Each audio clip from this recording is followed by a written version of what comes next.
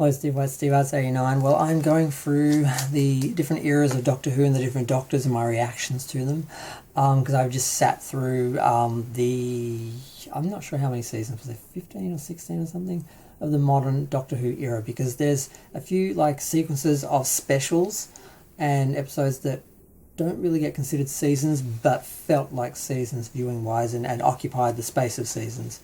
But yes, so I guess I have to talk about the 14th Doctor, which of course is David Tennant's Doctor, who came back for 3 specials for the 60th anniversary, which I can see why some people would criticise, because it did seem like the show was in decline.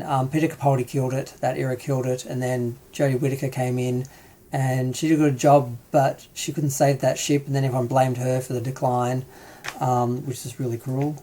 And I wasn't aware, I hadn't done enough research to realise how much BS all that was. But yeah, a couple of interesting episodes. I mean, I hate Donna Noble, I really do. I like Catherine Tate in her own show, but I hated Donna, and when she came back, I'm like, why couldn't they brought Rose back or something, you know, instead of her? Because she's just cringe, but at least they played her a little bit less cringy. And my God, the Meep. I was like, oh Jesus, please, why? This is such a... And then it turned out to be evil. I'm like, oh, thank God. It was just plain cute, and it was just... That's why it didn't ring true on some level. So that worked. But yeah, a bit of timey-wimey.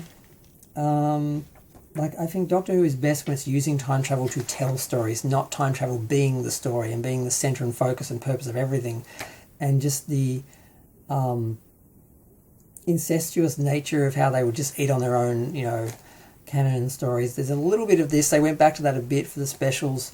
But because they were specials and I was expecting, kind of like the Star Trek movies, you sort of expect them to pull on the big sort of villains or the bigger stories as opposed to being their own sort of stories, like a TV episode. So, like that. And then we had, like, the Toy Maker, of course. He was interesting, but, I mean, God, the musical number, I'm watching that, I'm like, are they pulling this off? No, it was like, it was on the edge of cringe, but I think they pulled it off overall.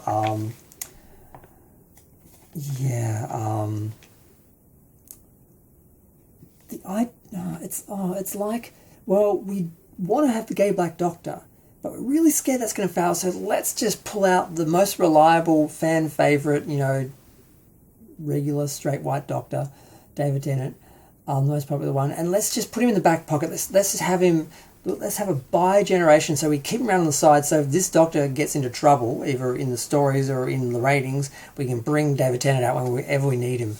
That was a bit much. I kind of knew about it, but watching it in real time, I'm like, really?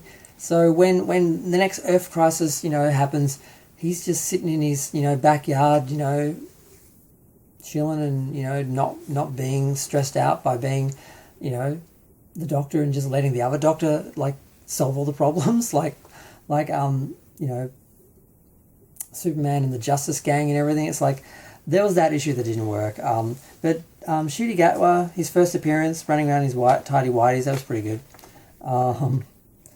And I don't know, I do feel it did a good job of honouring the 60th anniversary and everything, but yeah, I could have done with less Donna Noble, and just to bring him back and now to have him be the 14th Doctor, like, he's really not the 14th Doctor, he's just like the 10th Doctor on repeat. So some of that was a bit troubling, but the actual episodes in it were actually fun. But aside from going through those 3 specials, I think I'm just going to leave it there. I mean, it was nice they brought back Melanie, because she was really, from what I could see, really annoying in the original, and they brought her back, and she sort of got a second chance to be a better character, and they did pull that off. And some people were going on about Shirley, because she's in a wheelchair, like, and like the who was the other, like the little boy, he was like, yeah, oh, I can't see him in here.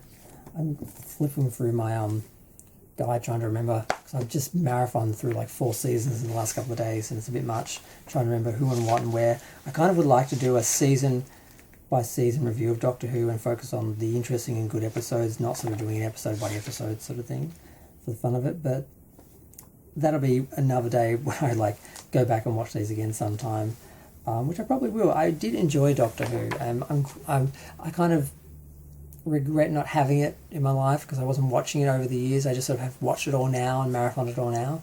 I enjoyed spending a month or two with it, and I'm appreciating the history of it all now.